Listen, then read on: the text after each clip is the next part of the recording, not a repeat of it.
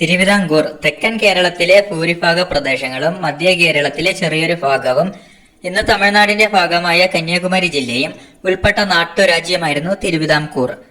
വഞ്ചി ഭൂപതിമാർ എന്നറിയപ്പെട്ടിരുന്ന രാജവംശം, ഇന്ത്യയിൽ ആദ്യമായി വനിതാ പോലീസിനെ നിയമിച്ച നാട്ടുരാജ്യം, ഇന്ത്യക്ക് സ്വാതന്ത്ര്യം ലഭിക്കുമ്പോൾ സ്വന്തമായി നാണയം ഇറക്കാൻ അധികാരമുണ്ടായിരുന്ന ഏക നാട്ടുരാജ്യം, തപാൽ സംവിധാനം നിലവിൽ വന്ന ആദ്യ നാട്ടുരാജ്യം, ഇന്ത്യയിൽ ആദ്യമായി സെൻസസ് നടന്ന നാട്ടുരാജ്യം, ഇന്ത്യയിൽ രണ്ടാമതായി നിയമനിർമ്മാണ സഭ നിലവിൽ വന്ന നാട്ടുരാജ്യം, കേരളത്തിലെ ആദ്യ ലെജിസ്ലേറ്റീവ് കൗൺസിൽ നിലവിൽ വന്നത് 1888.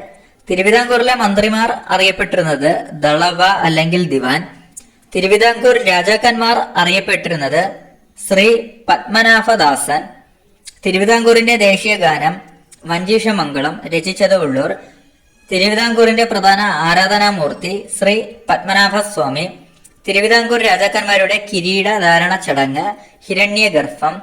ഹിരണ്യഗർഭ ചടങ്ങിന് ഉപയോഗിച്ചിരുന്ന പാൽ ചേർത്ത മിശ്രിതം പഞ്ചഗവ്യം.